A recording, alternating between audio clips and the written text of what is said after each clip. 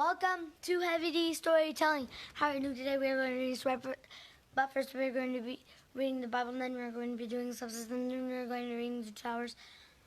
I hope you guys enjoy. Make sure to hit the like button, subscribe to the bell, and the video to miss another video. To never miss another video. I got it right the first time. And this is the actual ring. I know you can't really see it that well, but it really has the words, and let's see if it works. Make sure to have an imagination, because we don't have an editor. I'm invisible. Wait, now you have to make yourself invisible. He's still sitting in the seat, isn't he? He's actually still sitting in the seat, and I'm on his lap. Ha ha ha ha. You're squishing me. All right, so we're on chapter 16 of 2 Samuel. And I think we're going to finish the two towers before we finish the 2 Samuel. So, here we are. This is the English Standard Version. Let me begin. When David had passed a little beyond the summit, Ziba, the servant of Mephibosheth, met him with a couple of donkeys saddled, bearing 200 loaves of bread, 100 bunches of raisins, 100 of summer fruits, and a skin of wine.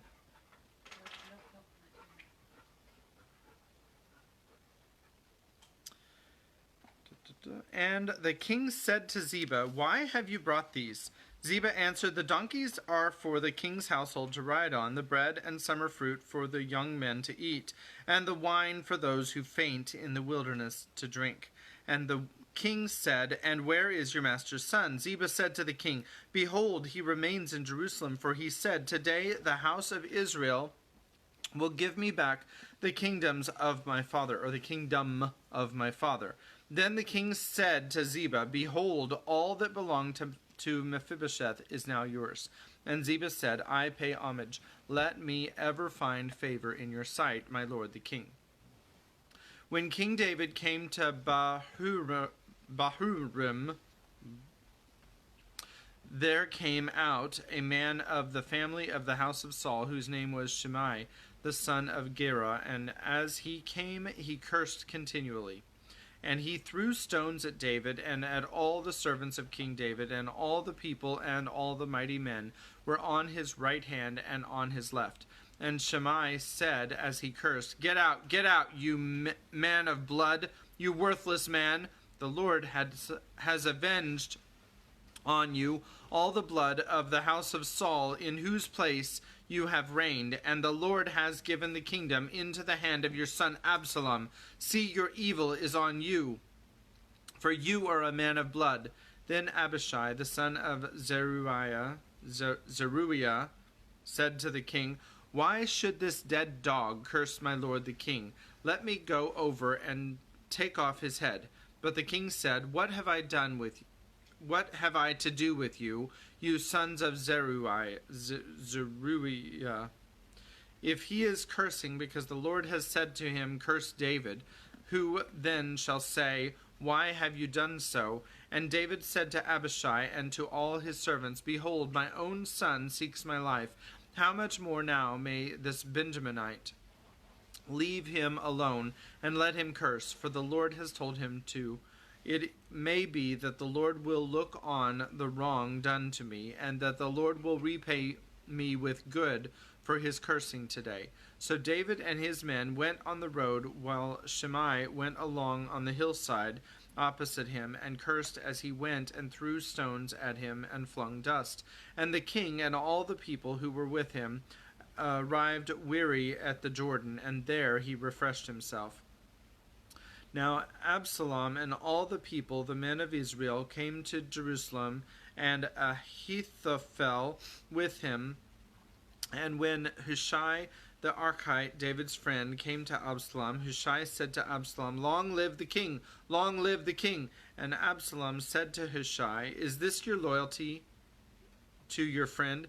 Why did you not go with your friend?" And Hushai said to Absalom, "No, for whom the Lord and his people and all the men of Israel have chosen, his I will be." and with him I will remain. And again, whom shall I serve? Should I not be his son? As I have served your father, so I will serve you. Then Absalom said to Ahithophel, give your counsel, what shall we do? Ahithophel said to Absalom, go in to your father's concubines, whom he has left to keep the house, and all Israel will hear that you have made yourself a stench to your father, and the hands of all who are with you will be strengthened. So they pitched a tent for Absalom on the roof, and Absalom went in to his father's concubines in the sight of all Israel. Now in those days the counsel that Ahithophel gave was as if one counseled the word of God. So was all the counsel of Ahithophel esteemed, both by David and by Absalom. So that is the end of chapter 16, and tomorrow we will read chapter 17. So, now we are on the 8th chapter of The Two Towers, Book 2, which is Lord of the Rings, Book 4, just in case you are keeping track. The title is called The Stairs of Cirith Ungol. The last chapter, they left Faramir, but right before they left Faramir gave them a gift, but they didn't know what it was. And so they were walking around, and right at just the right time that Faramir had decided on, a time bomb exploded in the middle of the wilderness. And it was really unusual because time bombs don't usually exist in this world. But Move! Oh wait, here's Kimberly to say how it really happened. The rest of it. No, they exploded and then died, and then the end. I know. Dad, come on, stop killing everybody. This is like the 30th time. Literally, actually. So what actually happened is they let them go, and then they go over to they were at the gate. Well, they're going to they went to the crossroads, and they chose which way they were going by what Gollum said, and I think they're on their way over to Mordor. yeah, they're on their way over to the only entrance to Mordor that isn't like Guarded swarming with orcs and men. So I'm going to hand it off to Dad, who's going to keep reading for us. Yes. I'm better at reading than I am recalling what I read, because I just always seem to have Kill everybody. some kind of weird recollection that maybe something strange is going on. So, I know Kimberly was trying to look at the map. Let's see where we are. So, here's Osgiliath. They keep talking about Osgiliath, but we haven't actually been there. And here is, okay, so here's the dead marshes, right here. And they got over here, and this is where the Black Gate is. They got to the Black Gate, and they said, oh, we can't go that way. So they're following this little dotted road here. And Cirith Ungol is not marked. There is this Minas Morgul. I think that might be the gap that they're actually going through. So Yeah, that's what Faramir said it was. yeah, so that's the gap where they're going through. That's not very well. He said, So they don't go there. okay. So they went from here down to here. They're somewhere over here. All right. Yay. All right. And this is chapter 8. Once again, the title of this is The Stairs of Cirith Ungol. And let me begin. Gollum was tugging at Frodo's cloak and hissing with fear and impatience. "We must go," he said. "We mustn't stay here. Make haste!" Reluctantly, Frodo turned his back on the west and followed as his guide led him out into the darkness of the east. They left the ring of trees and crept along the road toward the mountains. This road, too, ran straight for a while, but soon it began to bend away southward until it came right under the great shoulder of rock that they had seen from the distance. Black and forbidding, it loomed above them, darker than the dark sky behind. Crawling under its shadow, the road went on, and rounding it, sprang east again and began to climb steeply. Frodo and Sam were plodding along with heavy hearts, no longer able to care greatly about their peril. Frodo's head was bowed, his burden was dragging him down again. As soon as the great crossroads had been passed, the weight of it, almost forgotten in Ithilien, had begun to grow once more. Now, feeling the way become steep before his feet, he looked wearily up, and then he saw it, even as Gollum had said that he would, the city of the Ringwraiths. He cowered against the stony bank. A long tilted valley, a deep gulf of shadow ran back far into the mountains. Upon the further side, some way within the valley's arms, high on a rocky seat upon the black knees of Ethel Duath. That's not really an activity that you can do while you're listening. Okay. Find my place again.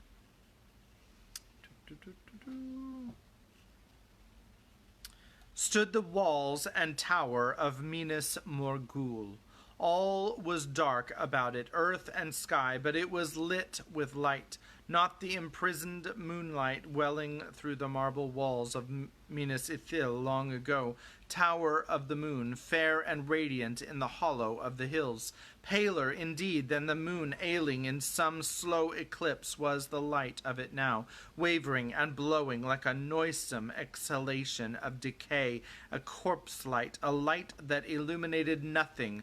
In the walls and tower windows showed like countless black holes looking inward into emptiness, but the topmost course of the tower revolved slowly, first one way and then another, a huge ghostly head leering into the night. For a moment the three companions stood there, shrinking, staring up with unwilling eyes. Gollum was the first to recover. Again he pulled at their cloaks urgently, but he spoke no word. Almost he dragged them forward. Every step was reluctant, and time seemed to slow its pace, so that between the raising of a foot and the setting of it down, minutes of loathing passed. So they came slowly to the white bridge. Here the road, gleaming faintly, passed over the stream in the midst of the valley, and went on, winding deviously up toward the city's gate, a black mouth opening in the outer circle of the northward walls. Wide flats lay on either bank, shadowy meads filled with pale white flowers. Luminous these were, too, beautiful and yet horrible of shape, like the demented forms in an uneasy dream, and they gave forth a faint sickening charnel smell. An odor of rottenness filled the air. From mead to mead the bridge sprang. Figures stood there at its head, carven with cunning in forms human and bestial, but all corrupt and loathsome. The water flowing beneath was silent, and it steamed, but the vapor that rose from it, curling and twisting about the bridge, was deadly cold. Frodo felt his senses reeling and his mind darkening. Then suddenly, as if some force were at work with other than his own will, he began to hurry, tottering forward, his groping hands held out, his head lolling from side to side. Both Sam and Gollum ran after him. Sam caught his master in his arms as he stumbled and almost fell right on the threshold of the bridge. "Not that way! Not that way!" whispered Gollum, but the breath between His teeth seemed to tear the heavy stillness like a whistle, and he cowered to the ground in terror. "Hold up, Mr. Frodo," muttered Sam in Frodo's ear. "Come back, not that way. Gollum says not, and for once I agree with him." Frodo passed his hand over his brow and wrenched his eyes away from the city on the hill. The luminous tower fascinated him, and he fought the desire that was on him to run up the gleaming road toward its gate. At last, with an effort, he turned back, and as he did so, he felt the ring resisting him, dragging at the chain about his neck, and his eyes, too, as he looked away, seemed for the moment to have been blinded. The darkness before him was impenetrable. Gollum, crawling on the ground like a frightened animal, was already vanishing into the gloom. Sam, supporting and guiding his stumbling master, followed after him as quickly as he could. Not far from the near bank of the stream there was a gap in the stone wall beside the road. Through this they passed, and Sam saw that they were on a narrow path that gleamed faintly at first, as the main road did, until gleaming above the meads of deadly flowers it faded and went dark, winding its crooked way up into the northern sides of the valley. Along this path the hobbits trudged side by side, unable to see Gollum in front of them except when he turned back to beckon them on. Then his eyes shone with a green-white light reflecting the noisome Morgul sheen, perhaps, or kindled by some answering mood within. Of that deadly gleam and of the dark eye holes. That's weird. Frodo and Sam were always conscious, ever glancing fearfully over their shoulders and ever dragging their eyes back to find the darkening path. Slowly they labored on, and as they rose above the stench and vapors of the poisonous stream, their breath became easier and their heads clearer. But now their limbs were deadly tired, as if they had walked all night under a burden, or had been swimming long against a high tide of water. At last they could go on no further without a halt. Frodo stopped and sat down on a stone. They had now climbed up to the top of a great hump of bare rock. Ahead of them there was a bay in the valley side, and round the head of this the path went on, no more than a wide ledge with a chasm on the right. Across the sheer southward face of the mountain it crawled upward, until it disappeared into the blackness above. "I must rest a while, Sam," whispered Frodo. "It's heavy on me, Sam, lad, very heavy. I wonder how far I can carry it, anyway. I must rest before we venture on to that." He pointed to the narrow way ahead. "Shh! Shh!" hissed Gollum, hurrying back to them. "Shh!" His fingers were on his lips, and he shook his head urgently. Tugging at Frodo's sleeve, he pointed toward the path, but Frodo would not move. "Not yet," he said, "not yet." Weariness, and more than weariness, oppressed him. It seemed as if a heavy spell was laid on his mind and body. "I must rest," he muttered.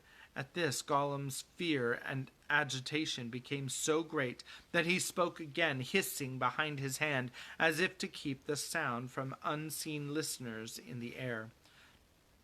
"Not here, not here! Fools! Eyes can see us! When they come to the bridge, they will see us! Come away! Climb, climb! Come!" "Come, Mr. Frodo," said Sam. "He's right, again. We can't stay here." "All right," said Frodo in a remote voice, as if one speaking half asleep. "I will try." Wearily, he got to his feet. But it was too late. At that moment the rock quivered and trembled beneath them. The great rumbling noise, louder than ever before, rolled in the ground and echoed in the mountains. Then, with searing suddenness, there came a great red flash. Far beyond the eastern mountains it leapt into the sky and splashed the lowering clouds with crimson. In that valley of shadow and cold, deathly light it seemed unbearably violent and fierce. Peaks of stone and ridges like notched knives sprang out in staring black in staring black against the uprushing flame in Gorgoroth. Then came a great crack of thunder, and Minas Morgul answered. There was a flare of livid lightnings, forks of blue flame springing up from the tower and from the encircling hills into a sullen clouds. The earth groaned, and out of the city there came a cry, mingled with harsh, high voices as birds of prey, and the shrill neighing of horses, wild with rage and fear. There came a rending screech, shivering, rising swiftly to a piercing pitch beyond the range of hearing. The hobbits wheeled round towards it and cast themselves down, holding their hands upon their ears. As the terrible cry ended, falling back through a long, sickening wail to silence, Frodo slowly raised his head. Across the narrow valley, now almost on a level with his eyes, the walls of the evil city stood, and its cavernous gate, shaped like an open mouth with gleaming teeth, was gaping wide. And out of the gate an army came. All that host was clad in sable, dark as the night. Against the wan walls and the luminous pavement of the road, Frodo could see them, small black figurines in rank upon rank, marching swiftly and silently, passing outward into an endless stream. Before them went a great cavalry of horsemen, moving like ordered shadows, and at their head was one greater than all the rest, a rider, all black, save that on his hooded head he had a helm like a crown that flickered with a perilous light. Now he was drawing near the bridge below, and Frodo's staring eyes followed him, unable to wink or to withdraw. Surely there was the Lord of the Nine Riders returned to earth to lead his ghastly host to battle. Here, yes, here indeed was the haggard king whose cold hand had smitten down the ring-bearer with his deadly knife. The old wound throbbed with pain, and a great chill spread toward Frodo's heart. Even as these thoughts pierced him with dread and held him bound as with a spell, the rider halted suddenly, right before the entrance of the bridge, and behind him all the host stood still. There was a pause, a dead silence. Maybe it was the ring that called to the Wraith Lord, and for the moment he was troubled, sensing some other power within his valley. This way and that turned the dark head, helmed and crowned with fear, sweeping the shadows with its unseen eyes. Frodo waited like a bird at the approach of a snake, unable to move, and as he waited he felt, more urgent than ever before, the command that he should put on the ring. But great as the pressure was, he felt no inclination now to yield to it. He knew that the ring would only betray him, and that he had not, even if he put it on, the power to face the Morgul king. Not yet. There was no longer any answer to that command in his own will, dismayed by terror though it was, and he felt only the beating upon him of a great power from outside. It took his hand, and as Frodo watched with his mind, not willing it, but in suspense, as if he looked on some old story far away, it moved the hand inch by inch toward the chain upon his neck. Then his own will stirred. Slowly it forced the hand back and set it to find another thing, a thing lying hidden near his breast. Cold and hard it seemed as his grip closed on it, the phial of Galadriel, so long treasured and almost forgotten till that hour. As he touched it, for a while all thought of the ring was banished from his mind. He sighed and bent his head. At that moment the Wraith King turned and spurred his horse and rode across the bridge, and all his dark host followed him. Maybe the elven hoods defied his unseen eyes, and the mind of his small enemy, being strengthened, had turned aside his thought.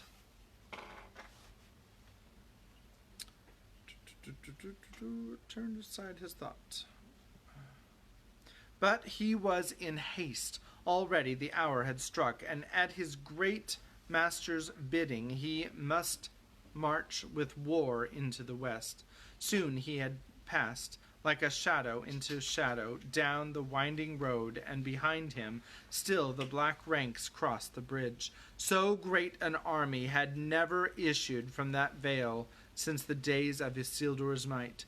No host so fell and strong in arms had yet assailed the fords of Anduin, and yet it was but one and not the greatest of the hosts that Mordor now sent forth. Frodo stirred, and suddenly his heart went out to Faramir. The storm has burst at last, he thought. This great array of spears and swords is going to Osgiliath. Will Faramir get across in time? He guessed it, but did he know the hour? And who can now hold the fords when the king of the Nine Riders comes? And other armies will come, I am too late. Other armies will come, I am too late. All is lost. I tarried on the way, all is lost. Even if my errand is performed, no one will ever know. There will be no one I can tell. It will be in vain. Overcome with weakness, he wept, and still the host of Morgul crossed the bridge. Then, at a great distance, as if it came out of memories of the Shire, some sunlit early morning, when the day was called and the doors were opening, he heard Sam's voice speaking. "Wake up, Mr. Frodo, wake up!" Had the voice added, "Your breakfast is ready," he would hardly have been surprised. Certainly Sam was urgent. "Wake up, Mr. Frodo, they're gone," he said. There was a dull clang. The gates of Minas Morgul had closed. The last rank of spears had vanished down the road. The tower still grinned across the valley, but the light was fading in it. The whole city was falling back into a dark, brooding shade and silence. Yet still it was filled with watchfulness. "Wake up, Mr. Frodo, they're gone, and we better go too. There's something still alive in that place, something with eyes, or a seeing mind, if you take me. And the longer we stay in one spot, the sooner it will get on us. Come on, Mr. Frodo." Frodo raised his head and then stood up. Despair had not left him, but the weakness had passed. He even smiled grimly, feeling now, as clearly as a moment before, he had felt the opposite, that what he had to do if he could, and that whether Faramir or Aragorn or Elrond or Galadriel or Gandalf or anyone else knew about it was beside the purpose. He took his staff in one hand and the file in his other. When he saw that the clear light was already welling through his fingers, he thrust it into his bosom and held it against his heart. Then, turning from the city of Morgul, now no more than a grey glimmer across the dark gulf, he prepared to take the upward road. Gollum, it seemed, had crawled off along the ledge into the darkness beyond, when the gates of Minas Morgul opened, leaving the hobbits where they lay.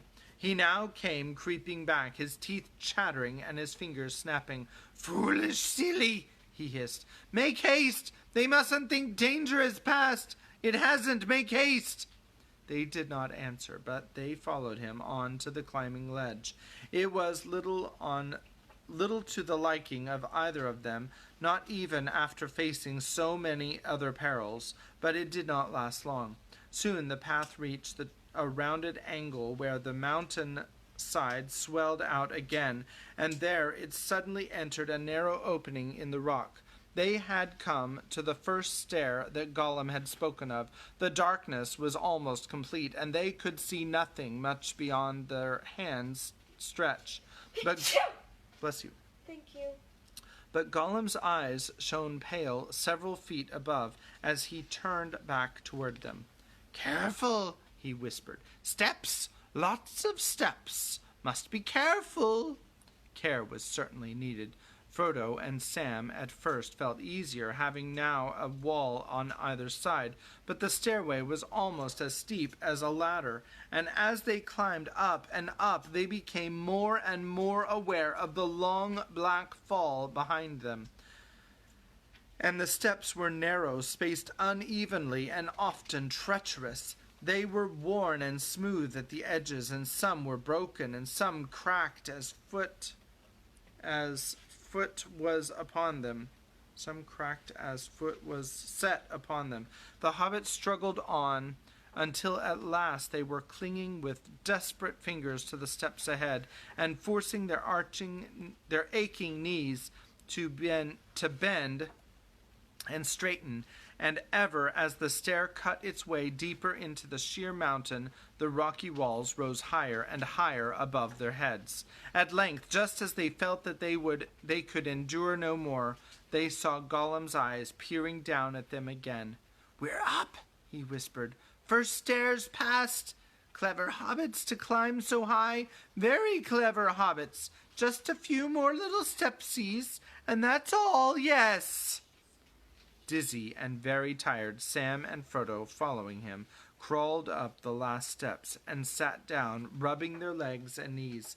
They were in a deep, dark passage that seemed still to go up before them, though as at a gentler slope and without steps.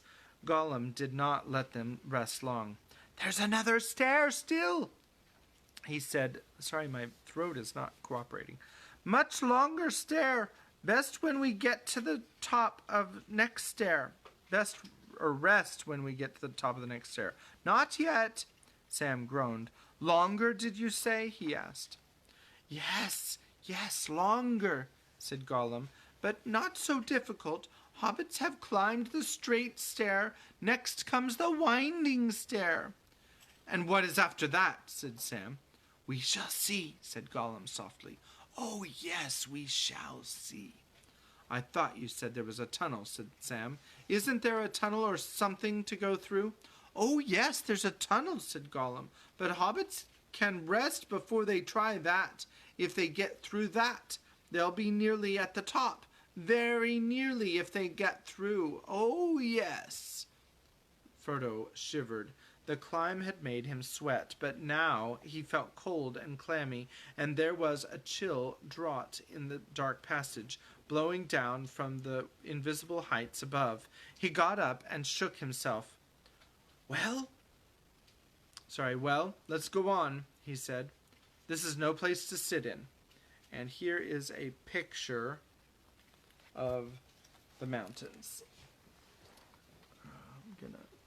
Whoa. Huge. That's the only word for it. That's a lot. Okay. Again. Sorry, I am struggling a little bit today with reading, so... The passage seemed to go on for miles, and always the chill air flowed over them, rising as they went on to a bitter wind. The mountains seemed to be trying with their deadly breath to daunt them, to turn them back from the secrets of the high places, or to blow them away into the darkness behind. They only knew that they had come to the end, when suddenly they felt no wall at their right hand. They could see very little. Great black shapeless masses and deep gray shadows loomed above them and about them, but now and again a dull red light flickered up under the lowering clouds, and for a moment they were aware of tall peaks in front and on either side, like pillars holding up a vast sagging roof. They seemed to have climbed up many hundreds of feet onto a wide shelf. A cliff was on their left and a chasm on their right. Gollum led the way, close under the cliff. For the present they were no longer climbing, but the ground was now more broken and dangerous in the dark, and there were blocks and lumps of fallen stone in the way. Their going was slow and cautious. How many hours had passed since they had entered the Morgul Vale? Neither Sam nor Frodo could any longer guess. The night seemed endless. At length they were once more aware of a wall looming up, and once more a stairway opened before them. Again they halted, and again they began to climb. It was a long and weary ascent, but this stairway did not delve into the mountainside. Here the huge cliff face sloped backward, and the path, like a snake, wound to and fro across it. At one point it crawled sideways right to the edge of the dark chasm, and Frodo, glancing down, saw below him as a vast deep pit, the great ravine at the head of the Morgul Valley. Down in its depths glimmered like a glowworm thread the wraith road from the dead city to the nameless place. He turned hastily away. Still on and up the stairway bent and crawled until at last, with a final flight, short and straight, it climbed out again on to another level. The path had veered away from the main pass in the great ravine, and it now followed its own perilous course at the bottom of a lesser cleft among the higher regions of the Ephel Duath. Dimly the hobbits could discern tall piers and jagged pinnacles of stone on either side, between which were great crevices and fissures blacker than the night, where forgotten winters had gnawed and carved the sunless stone. And now the red light in the sky seemed stronger, though they could not tell whether a dreadful morning were indeed coming to this place of shadow, or whether they saw only the flame of some great violence of Sauron in the torment of Gorgoroth beyond.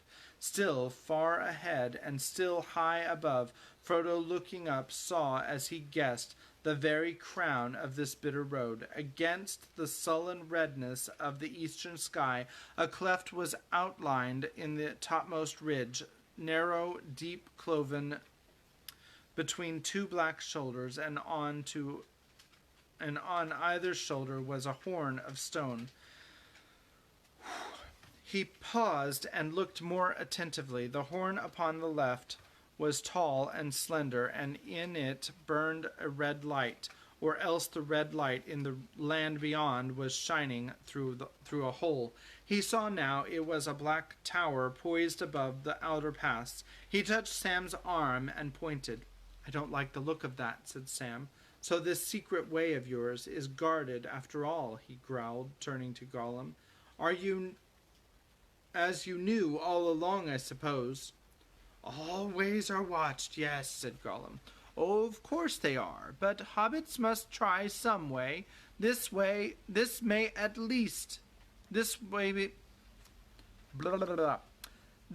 be least watched. Perhaps they've all gone away to big battle, perhaps." "Perhaps," grunted Sam. "Well, it still seems a long way off and a long way up before we get there, and there's still the tunnel. I think you ought to rest now, Mr. Frodo. I don't know what time of day or night it is, but we've kept going for hours and hours." "Yes, we must rest," said Frodo. "Let us find some corner out of the wind and gather our strength for the last lap." For so he felt it to be. The terrors of the land beyond and the dead to be done there seemed remote, too far off yet to trouble him. All his mind was bent on getting through or over this impenetrable wall and guard. If once he could do that impossible thing, then somehow the errand would be accomplished, or so it seemed to him in the dark hour of weariness, still laboring on the stony shadows under Cirith Ungol. Okay, I have to pause here for a minute because my eyes are really not cooperating with me today, and I don't know why. I've got just 5.5 more pages, so I'm going to see if I can finish Hi Dad Man Mail. I I don't know what any of that means.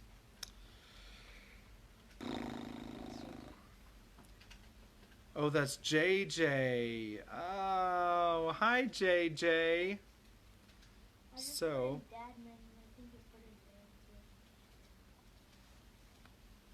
all right. Let's see. I've got 5 pages left. Let's see if I can finish. In a dark crevice between 2 great piers of rock they sat down, Frodo and Sam a little way within, and Gollum crouched upon the ground near the opening. There the hobbits took what they expected would be the last meal before they went down into the nameless land, maybe the last meal they would ever eat together. Some of the food of Gondor they ate, and wafers of the waybread of the elves, and they drank a little, but on their water they were sparing, and took only enough to moisten their dry mouths. I wonder when we'll find water again, said Sam, but I suppose even over there they drink. Orcs drink, don't they? Yes, they drink, said Frodo, but do not let us speak of that. Such drink is not for us. Maybe they have bottled water. I wonder when we'll find water. Oh, I read that. Blah, blah, blah, blah. Then all the more need to fill our bottles, said Sam, but there isn't any water up here, not a sound or a trickle have I heard, and anyway Faramir said we were not to drink any water in Morgul. No water flowing out of Imlad Morgul were his words, said Frodo. We are not in that valley now, and if we came on a spring it would be flowing into it and not out of it. I wouldn't trust it, said Sam, not till I was dying of thirst. There's a wicked feeling about this place, he sniffed, and a smell, I fancy. Do you notice it? A queer kind of smell, stuffy. I don't like it. I don't like anything here at all, said Frodo. Step or stone, beneath or bone. Breath or bone. Goodness. Earth, air, and water all seem accursed, but so our path is land.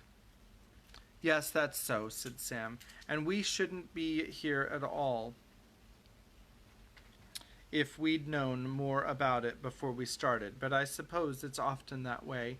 The brave things in the old tales and songs, Mr. Frodo, adventures, as I used to call them, I used to think that they were things the wonderful folk of the stories went out and looked for because they wanted them, because they were exciting and life was a bit dull and kind of a sport, as you might say. But that's not the way it is. That's not the way of it with the tales that really mattered, or the ones that stay in the mind. Folk seem to have been just landed in them, usually. Their paths were laid that way, as you put it, but I expect that they had lots of chances, like us, of turning back, only they didn't. And if they had, we shouldn't know, because they'd have been forgotten. We hear about those as just went on, and not all to a good end, mind you, at least not to what folk inside a story and not outside it call a good end. You know, coming home and finding things all right, though not quite the same, like old Mr. Bilbo. But those aren't always the best tales to hear, though they may be the best tales to get landed in. I wonder what sort of tale we've fallen into. I wonder, said Frodo, but I don't know. And that's the way of a real tale. Take any one that you're fond of. You may know or guess what kind of tale it is, happy ending or sad ending, but the people in it don't know, and you don't want them to. No, sir, of course not. Baron now, he never thought he was going to get that Cimmeril from the Iron Crown in Thangorodrim, and yet he did, and that was a worse place and a blacker danger than ours. But that's a long tale, of course, and goes on past the happiness and into grief and beyond it. And the Cimmeril went on and came to Arendelle, and why, sir, I never thought of that before. You've got some of the light of it in that star glass that the lady gave you. Why, to think of it, we're in the same tale still. It's going on. don't the great tales never end?" "No, they never end as tales," said Frodo, "but the people in them come and go when their part's ended. Our part will end later, or sooner." "And then we can have some rest and some sleep," said Sam. He laughed grimly. "And I mean just that, Mr. Frodo. I mean plain ordinary rest and sleep and waking up and to a morning's work in the garden. I'm afraid that's all I'm hoping for all the time. All the big important plans are not for my sort. Still, I wonder if we shall ever be put into songs or tales.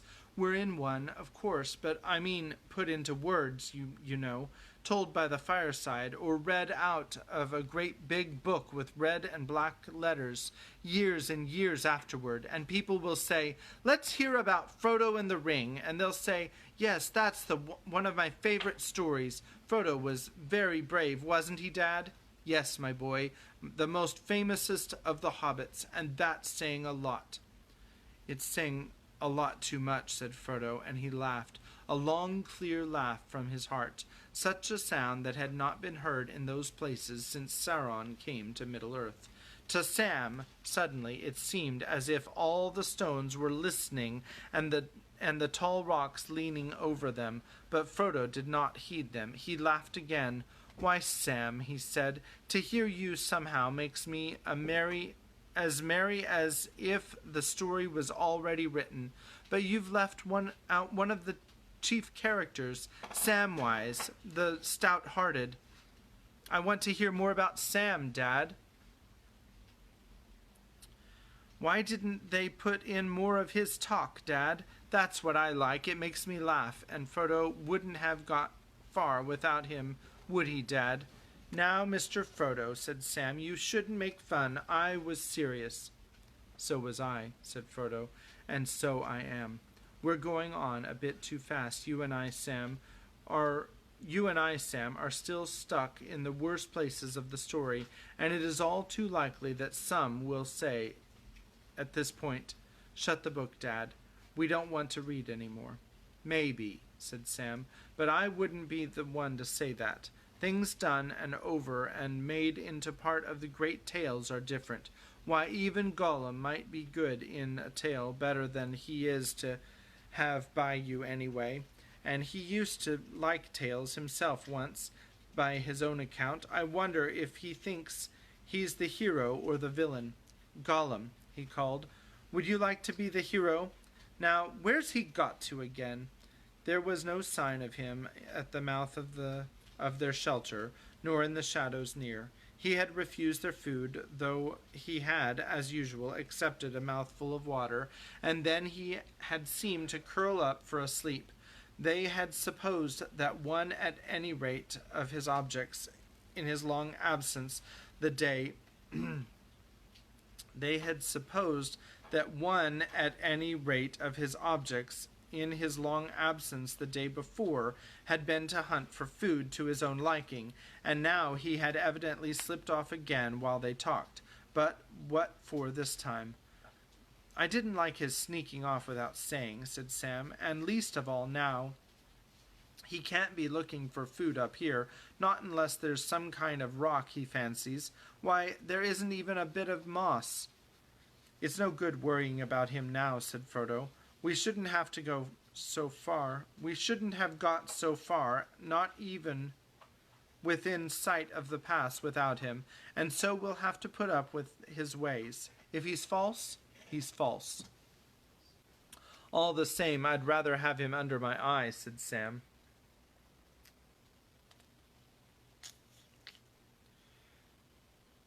Lost my place. All the more if he's false. Do you remember, he never would say if this pass was guarded or no, and now we see a tower there, and it may be deserted, and it may not. Do you think he's gone to fetch them, orcs or whatever they are?"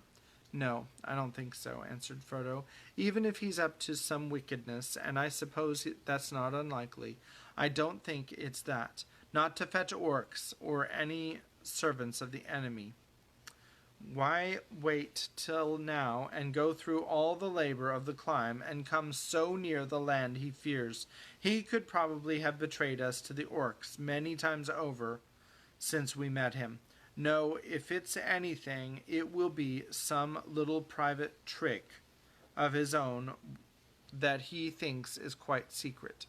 Well, I suppose you're right, Mr. Frodo, said Sam. Not that it comforts me mightily. I don't make no mistake. I don't doubt he'd hand me over to orcs as gladly as kiss his hand, but I was forgetting his precious. No, I suppose the whole time it's been the precious for poor Smeagol. That's the one idea in all his little schemes, if he has any. But now bringing us up here will help him. But how will bringing us up here help him in that is more than I can guess. Help him in that is more than I can guess. Very likely he can't guess himself, said Frodo, and I don't think he's got just one plain scheme in his muddled head.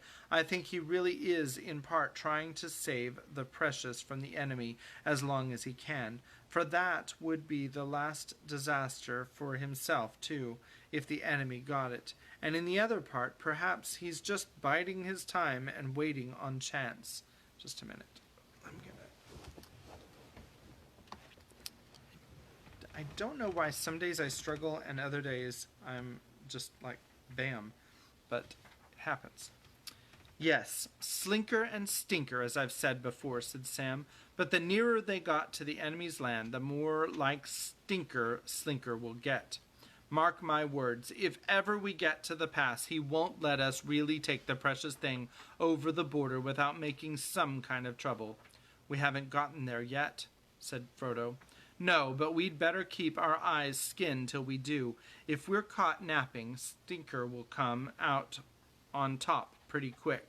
Not but what it would be safe for you to have a wink now, Master. Safe if you lay close to me. I'd be dearly glad to see you have a sleep. I'll keep watch over you, and anyway, if you lay near with my arm round you, no one could come pawing you without your Sam knowing it. Sleep, said Frodo, and sighing as if out of a desert he had seen a mirage of cool green. Yes, even here I could sleep. Sleep then, master, lay your head in my lap. And so Gollum found them hours later when he returned, crawling and creeping down that path of the gloom ahead.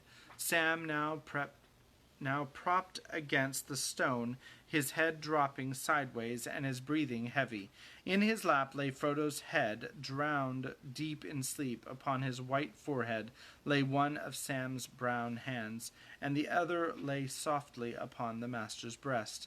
Peace was in both their faces. Gollum looked at them. A stranger expression passed over his lean, hungry face. The gleam faded from his eyes, and they went dim and gray, old and tired. A spasm of pain seemed to twist him, and he turned away, peering back up toward the pass, shaking his head as if engaged in some interior debate. Then he came back, and slowly, putting out a trembling hand, very cautiously he touched Frodo's knee, but almost the touch was a caress. For a fleeting moment, could one of the sleepers have seen him, they would have thought that they beheld an old, weary hobbit, shrunken by the years that had carried him far beyond his time, beyond friends and kin and the fields and streams of youth, an old, starved, pitiable thing. But at that touch Frodo stirred and cried out softly in his sleep, and immediately Sam was wide awake. The first thing he saw was Gollum pawing at Master, as he thought. "Hey, you!" he said roughly. "What are you up to?" "Nothing, nothing," said Gollum softly. "Nice, Master." "I dare say," said Sam. "But where have you been to? Sneaking off and sneaking back, you old villain." Gollum withdrew himself, and a green glint flickered under his heavy lids. Almost spider-like he looked now, crouched back on his bent limbs with his protruding eyes. The fleeting moment had passed beyond recall. Sneaking! Sneaking! He hissed. Hobbitses always so polite, yes. Oh, nice Hobbitses.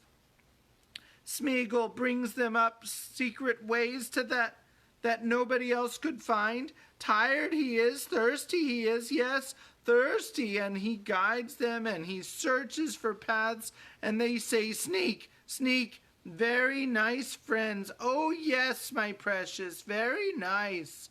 Sam felt a bit remorseful, though not more trustful. Sorry, he said. I'm sorry, but you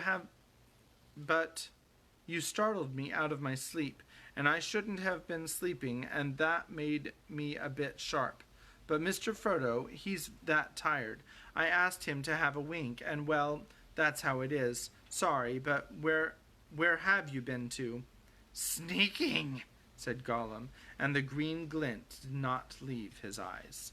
Oh, very well, said Sam. Have it your own way. I don't suppose it's so far from the truth, and now we'd better all be sneaking all along together. What's the time? Is it today or tomorrow? It's tomorrow, said Gollum. Or this was tomorrow when hobbitses went to sleep. Very foolish, very dangerous if poor Smeagol wasn't sneaking about to watch. I think we shall get tired of that word soon, said Sam. But never you mind. I'll wake Master up. Gently he smoothed the hair back from Frodo's brow, and bending down spoke softly to him. Wake up, Mr. Frodo, wake up. Frodo stirred and opened his eyes, and smiled, seeing Sam's face bending over him. Calling me early, aren't you, Sam? He said. It's dark still. Yes, it's always dark here, said Sam. But Gollum's come back, Mr. Frodo, and he says it's tomorrow. So we must be walking on the last lap. Frodo drew a deep breath and sat up. The last lap, he said. Hello, Smeagol. Found any food? Have you had any rest? No food, no rest. Nothing for Smeagol, said Gollum. He's a sneak. Sam clicked his tongue, but restrained himself. Don't take names for yourself, Smeagol, said Frodo. It's unwise, whether they are true or false. Smeagol has to take what's given him, answered Gollum. He was given that name by kind Master Samwise, the hobbit that knows so much. Frodo looked at Sam.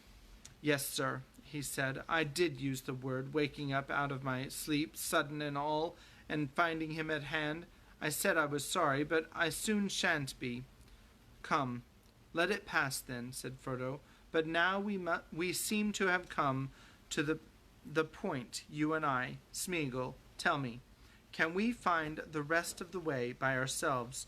We're in sight of the pass, of a way in, and if we can find it now, then I suppose our agreement can be said to be over. You have done what you promised, and you're free to go back to food and rest, wherever you wish to go, except to servants of the enemy. And one day I may reward you, or I or one that remembers me. No, not yet, Gollum whined. Oh, no, they can't find the way themselves, can they? Oh, no, indeed.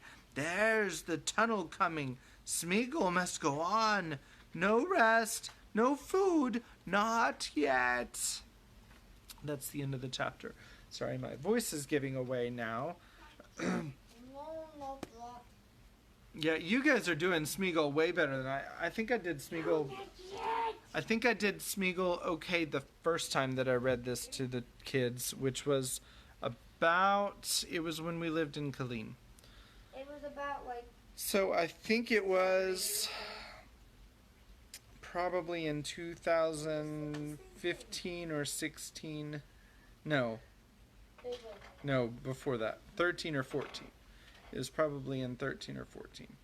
So, anyway. No. 12 or 13. Oh my gosh, it's been a while since we've read this book. Yeah, I know. So, all right. So, I'm sorry that my brain wasn't engaged in the story as well as I normally do. But I hope that you have a great night, and God bless you, and we'll see you next time.